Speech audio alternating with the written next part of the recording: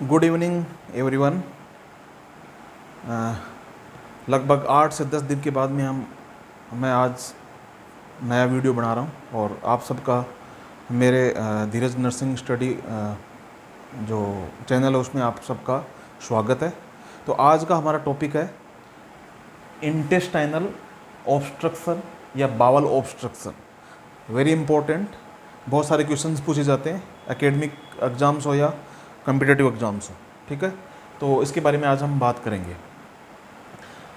तो टॉपिक का नाम है इंटेस्टाइनल ऑब्स्ट्रक्शन या बाउल ऑब्स्ट्रक्शन। तो नाम से ही पता लग रहा है, इंटेस्टाइनल का मतलब इंटेस्टाइन से मतलब है, ऑब्स्ट्रक्शन का मतलब कोई रुकावट। अपनी जो आंत होती है, जो इंटेस्टाइन है, बावल है, उसमें कोई रुकावट हो जाए, ऑब्स्ट्रक्शन हो जाए, ठीक है, ब्लॉकेज लग जाए, तो उसे हम इंटेस्टाइनल ऑब्स्ट्रक्शन बोलते हैं। ठीक है, तो इंटेस्टाइनल ऑब्स्ट्रक्शन की जो डेफिनेशन है वो क्या है कि आईओ का मतलब है इंटेस्टाइनल ऑब्स्ट्रक्शन और बीओ का मतलब है बावल ऑब्स्ट्रक्शन। इसके लिए हम ये डिनोट कर रहे हैं। तो आईओ क्या होता है, या तो पार्शियल हो सकता है या कंप्लीट ब्लॉकेज हो सकता है। इंटेस्टाइन है, उसके अंदर या तो कोई पार्शियल ब्लॉकेज लगेगा या कंप्लीट ब्लॉकेज होगा। जब अगर ये ब्लॉकेज हो जाएगा तो क्या होगा, जो इंटेस्टाइनल जो कंटेंट है वो आगे की ओर मूवमेंट नहीं कर पाएंगे।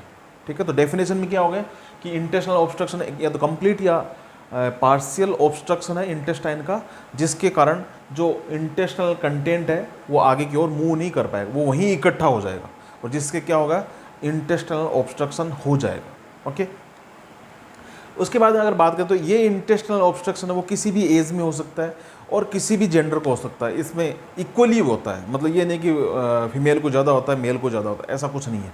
ठीक है, और बच्चों में भी हो सकता है, ये बड़ों में हो सकता है, ओल्ड एज में भी हो सकता है, किसी भी एज में हो सकता है। ये जो बाउल ऑब्स्ट्रक्शन है ये दो टाइप का होता है, एक स्मॉल बाउल ऑब्स्ट्रक्शन, दूसरा लार्ज बाउल ऑब्स्ट्रक्शन, या स्मॉल इंटेस्टाइनल ऑब्स्ट्रक्शन और या लार्ज इंटेस्टाइनल ऑब्स्ट्रक्शन होता है। ठीक है, इनमें भी दोनों में बात करें तो सबसे ज़्यादा एसबीओ होता है, यानी स्मॉल बाउल ऑब्स्ट्रक्शन के केसेस सबसे ज़्यादा होते हैं। और इसमें भी अगर सब बात करें तो 85% केसेस एसबीओ के होते हैं। उसके अंदर इलियम में सबसे ज़्यादा ऑब्स्ट्रक्शन पाया जाता है। जो सबसे ज़्यादा ऑब्स्ट्रक्शन के जो केसेस हैं वो इलियम के होते हैं, जबकि अगर लार्ज बाउल की बात करें तो वो 15% होता है। और सिग्मोइड कोलन के लिए कोलन है वो, इसके में ज़्यादा केसेस ज़्यादा मिलते हैं सिग्मोइड कोलन ऑब्स्ट्रक्शन के। ठीक है, ऊपर जो एसबीओ उसमें इलियम का ऑब्स्ट्रक्शन और इसमें सिग्मोइड कोलन का ऑब्स्ट्रक्शन। ये सारी बातें हो गई। उसके बाद हम बात करते हैं कोजेज की बात करें तो इसमें मुख्यतः दो टाइप के कोज हैं, एक मैकेनिकल कोज है और एक फंक्शनल कोज है। मैकेनिकल कोज रिलेटेड है इंट्राल्यूमिनल कोज या प्रेशर मान लो, इंट्राल्यूमिन से मतलब ल्यूमन से रिलेटेड है, ल्यूमन के अंदर कुछ प्रॉब्लम है। ठीक है, तो उसको अपन बोलते हैं मैकेनिकल कोज। फंक्शनल का मतलब उसकी फंक्शन, अपनी जो इंटेस्टाइन में जो फंक्शन है, फंक्शन किसके कारण होता है, मसल्स के कारण होता है, रिलेटेड टू मस्कुलेचर। वो आगे बात करेंगे, पहले अपन बात करते हैं मैकेनिकल कोज। जो मैकेनिकल कोज होता है वो इंट्राल्यूमिनल है, ल्यूमन होती है। ल्यूमन का मतलब इंटेस्टाइन के अंदर की जो केविटी है उसको हम ल्यूमन बोल रहे हैं। ठीक है, इसमें कोजेज कौन कौन से हैं, एडेशन सबसे पहला है। एडेशन का मतलब होता है कि दो जो मैं बोलूँ तो इंटेस्टाइन का जो सेगमेंट है उनकी लेयर आपस में चिपक जाती है। ठीक है, जैसे माना कि ये नॉर्मल इंटेस्टाइन लेयर है और एडेशन होता है, तो एडेशन में क्या हो जाएगा, इस तरह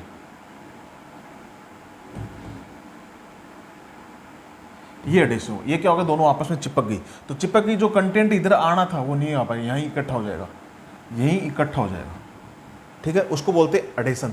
ये एडेशन सबसे ज़्यादा अडल्ट में जो इंटेस्टाइनल ऑब्स्ट्रक्शन का सबसे ज़्यादा जो कोज है अडल्ट के अंदर, वो उसका कारण कौन सा है, एडेशन होता है। एडेशन है सबसे ज़्यादा कोज होता है, मोस्ट कॉमन कोज है किसमें, अडल्ट्स में।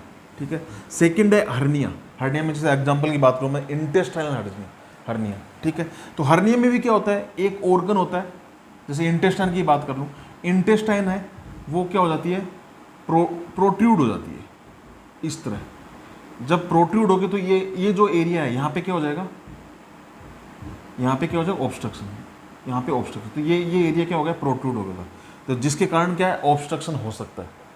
ठीक है, ये हो गया। ये दोनों एडेशन और हर्निया, ये दोनों कोज हैं किसके मुख्यतः, एसबीओ के कोज हैं, स्मॉल बावल ऑब्स्ट्रक्शन के कोज होते हैं ये, ठीक है। तीसरा कोज है वोल्वोलस। थर्ड कोज कौन सा है, वोल्वोल। वोल्वोलस का मतलब होता है twisting of intestinal loop, twisting of intestinal loop, यानी इंटेस्टाइनल लूप है वो ट्विस्ट हो जाता है। जैसे माना कि ये इंटेस्टाइन है, ठीक है, ये सीधा एकदम से इंटेस्टाइन है, और ट्विस्टिंग का मतलब क्या होता है, जैसे ये इस तरह मुड़ गया, ये ट्विस्ट हो गया, ठीक है, ये इसको बोलते हैं हम volvulus, twisting of intestinal loop. Loop होते हैं वो आपस में इस तरह क्या हो जाते हैं, मुड़ जाते हैं, आपस में मुड़ जाते हैं, उसको बोलते हैं हम क्या, वोल्वोलस, ठीक है। नेक्स्ट है into susception. Into susception, into susception का मतलब होता है overlapping of intestinal segment on it's self. जो सेगमेंट्स है वो अपने ऊपर ही, मतलब एक के ऊपर एक क्या हो जाता है, ओवरलैप हो जाता है। ओवरलैपिंग या टेलीस्कोपिंग ऑफ, या टेलीस्कोपिंग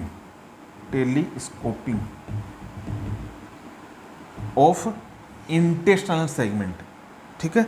तो ये इनटू ससेप्शन है। जो इनटू ससेप्शन होता है वो मोस्ट कॉमन कोज है किसमें, चिल्ड्रन में, और 3 to 9 मंथ वाले जो बच्चे होते हैं मोस्टली, उनके अंदर ये मोस्ट कॉमन कोज है, ठीक है। और ये मोस्ट कॉमन कोज है किसके लिए, एलबीओ के लिए भी। मोस्ट कॉमन कोज किसके लिए, एलबीओ, बच्चों में मोस्टली कौन सा होता है, एलबीओ होता है, ठीक है, ये बात करें। तो ये इनटू ससेप्शन कैसे हुआ, जैसे ये इंटेस्टाइन है, तो इसमें क्या बताया कि वो जो सेगमेंट्स है वो अपने ऊपर एक के ऊपर एक है ना, आपस में क्या हो जाते हैं। तो जैसे ये सेगमेंट है तो ये इस तरह, ये एक इसके ऊपर आ गया, ये इस तरह एक लेयर और आ गई, ये तो ये क्या हो गया, ये तो जैसे थोड़ा बड़ा करके बताता हूँ, एक सेगमेंट ये इस तरह, दूसरा सेगमेंट इस तरह, ऐसे ऐसे हो जाता है, ये ओवरलैपिंग हो गया, यानी एक सेगमेंट के ऊपर दूसरा सेगमेंट आ जाता है, ठीक है। ये होता है इनटू ससेप्शन, ठीक है, इनटू ससेप्शन। तो इनटू ससेप्शन है वो मोस्टली बच्चों में होता है। इनटू ससेप्शन जो कोज है इंटेस्टाइनल ऑब्स्ट्रक्शन का, वो किस में, बच्चों में होता है। जबकि अगर अडल्ट की बात करें उसमें सबसे मेन कौन है, एडेशन। एडेशन होता है सबसे मेन कोज होता है अडल्ट्स में, ओके। अब बात करें अपन, सेकंड कोज है फंक्शनल कोज। फंक्शनल कोज है वो फंक्शन से रिलेटेड है, और आपको पता है इंटेस्टाइन में जो फंक्शनल जो पार्ट है वो कौन सा होता है, मसल्स होती है। कौन सी होती है, मसल्स होती है, उसके कारण ही कंटेंट है वो आगे बढ़ता है। जिस मसल्स का क्या काम है, कौन सी रिएक्शन होती है, कौन सी एक्टिविटी होती है, पेरिस्टालसिस। कौन सी एक्टिविटी होती है यहाँ पे, पेरिस्टालसिस जो एक्टिविटी है उसके कारण ही जो कंटेंट है, जो इंटेस्टाइन के अंदर कंटेंट वो आगे जाता है, वेव की तरह वो आगे की ओर जाता है, ठीक है। तो फंक्शनल कोज में क्या होता है, इस यहाँ पे प्रॉब्लम होती है, मस्क्यूलेचर में, मसल्स में प्रॉब्लम होती है, या मैं बोलूँ पेरिस्टालसिस मूवमेंट में प्रॉब्लम होती है, जिसमें सबसे पहला है पैरालाइटिक इलियस। पहला कोज क्या है, पैरालाइटिक इलियस, जो न्यूरोजेनिक कोज है। फंक्शनल कोज में पहला कौन सा है, पैरालाइटिक इलियस। पैरालाइटिक इलियस का मतलब होता है, मोटे रूप से मान सकते हो, इलियम के अंदर पैरालाइसिस हो गया, इलियम में पैरालाइसिस, ये कौन सी कंडीशन है, पैरालाइसिस, इलियम की पैरालाइसिस कंडीशन, ठीक है। तो जब पैरालाइसिस होता है उसके अंदर क्या, मसल्स काम नहीं करती। जब मसल्स काम नहीं करेगी या पैरालाइसिस हो जाएगा तो उस पार्ट में क्या नहीं होगी, पेरिस्टालसिस मूवमेंट नहीं होगी। और जब पेरिस्टालसिस मूवमेंट नहीं होगी, जब इनमें यहाँ जो मसल्स हैं उनमें पेरिस्टालसिस मूवमेंट नहीं हो रही है, तो जो यहाँ फूड पार्ट आ रहा है वो आगे की ओर नहीं जा पाएगा, यहीं इकट्ठा हो जाएगा, यानी क्योंकि ये पार्ट क्या नहीं कर रहा, काम नहीं कर रहा है, तो पैरालाइटिक इलियस हो गया। तो पहला कोज ये फंक्शनल में। दूसरा है स्ट्रेंगुलेशन। दूसरा कोज कौन सा है, स्ट्रेंगुलेशन। स्ट्रेंगुलेशन का मतलब होता है इंटेस्टाइन में जो ब्लड सप्लाई होती है, इस स्ट्रेंगुलेशन का मतलब होता है cutting of the blood supply. Blood supply cut हो जाती है उस पार्ट को जाने वाली। जैसे इंटेस्टाइन पार्ट है, इसको कोई ब्लड सप्लाई आ रही है, ठीक है, अगर ये ब्लड सप्लाई रुक जाए, यानी हाँ ब्लड नहीं जा पा रहा, तो जब ब्लड नहीं जाएगा इंटेस्टाइनल वाल में तो मसल्स काम नहीं कर पाएंगी। मसल्स है, मसल सेल होती है, उनको भी क्या चाहिए, ब्लड चाहिए काम करने के लिए, फंक्शन करने के लिए, अपनी एक्टिविटी करने के लिए। तो अगर यहाँ ब्लड सप्लाई रुक जाएगी या कट हो जाएगी तो उस कारण से मसल्स काम नहीं करेगी। जब मसल्स काम नहीं करेगी तो क्या नहीं होगा, पेरिस्टालसिस मूवमेंट नहीं हो पाएगी, और पेरिस्टालसिस मूवमेंट नहीं होगी तो क्या होगा, वो कंटेंट वहीं रुक जाएगा, और वहीं रुकने को ही हम क्या बोलते हैं, इंटेस्टाइनल ऑब्स्ट्रक्शन बोलते हैं। ओके, स्ट्रेंगुलेशन का मतलब cutting of the blood supply रुक जाती है। ठीक है, नेक्स्ट है एक नया है मिजेंट्रिक आर्टरी सिंड्रोम, एक डिजीज है मिजेंट्रिक आर्टरी सिंड्रोम। ये भी मोस्टली किससे रिलेटेड है, ये मैं बताता हूँ क्या होता है। इसमें क्या है, जैसे सुपीरियर मिजेंट्रिक आर्टरी होती है, जैसे माना कि इसमें होता क्या है, ये डूडिनम है, ठीक है, डूडिनम की एक साइड मैंने पीछे की ओर तो होता है अवोर्टा, क्या होता है अवोर्टा, डूडिनम के पीछे अवोर्टा, और ऊपर की ओर क्या होता है सुपीरियर मिजेंट्रिक। तो इसके ऊपर सुपीरियर मिजेंट्रिक आर्टरी होगी और बीच में डूडिनम होगी और पीछे की ओर कौन सा अवोर्टा।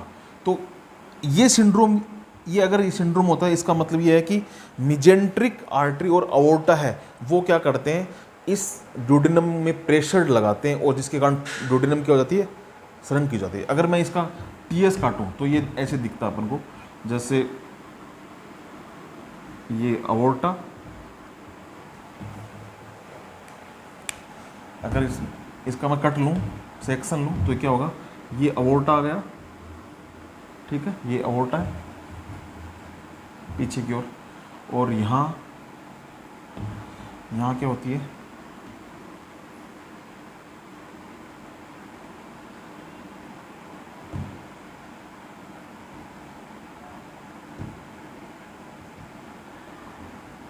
ये डूडिनम,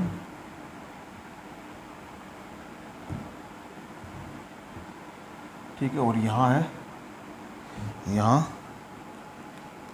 मिजेंट्रिक आर्टरी, ये है मिजेंट्रिक आर्टरी।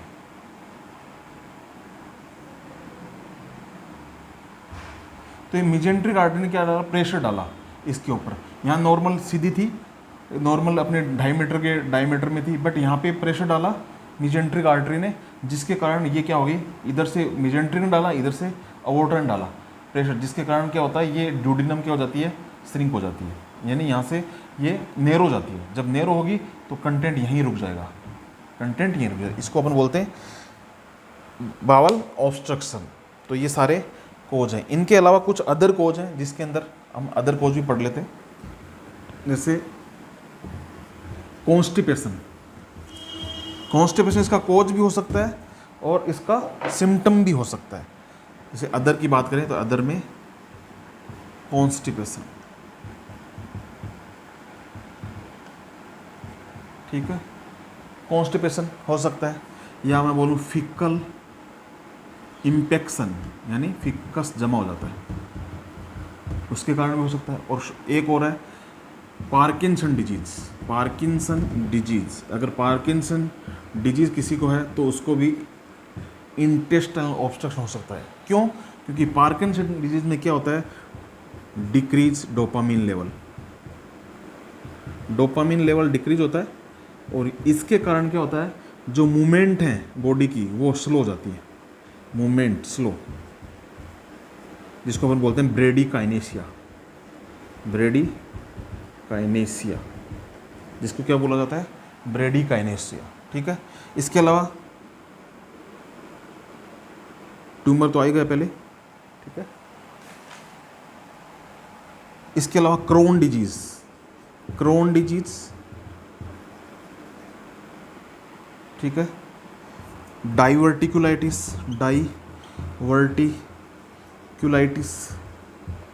डाइवर्टिकुलाइटिस, ये इंपॉर्टेंट है। ये कुछ अदर कोज है जिसमें constipation, fecal infection, Parkinson disease, Crohn disease और डाइवर्टिकुलाइटिस, ठीक है। ये हो गए इसके कोजेज हो गए, ठीक है। अब हम नेक्स्ट पढ़ते हैं साइन। तो नेक्स्ट अपन पढ़ते हैं क्लिनिकल फीचर या साइन सिम्टम, ठीक है। सबसे पहला है एब्डोमिनल पेन, ठीक है। सबसे पहला जो इंटेस्टाइनल ऑब्स्ट्रक्शन का जो साइंस आता है वो एब्डोमिनल पेन होता है। जो पेन होता है वो क्रेम्पी होता है, ठीक है।